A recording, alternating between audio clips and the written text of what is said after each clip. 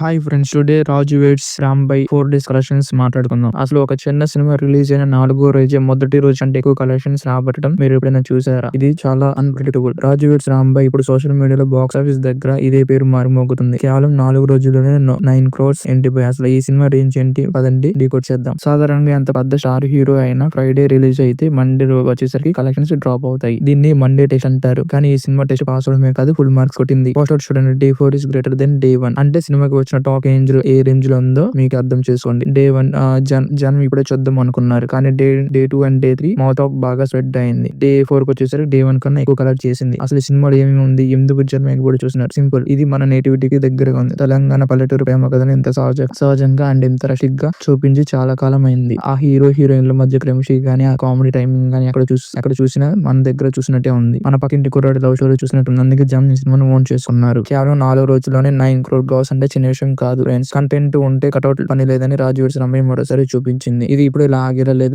Long run లో ఇంకెంత earn చేసిద్దో చూద్దాం.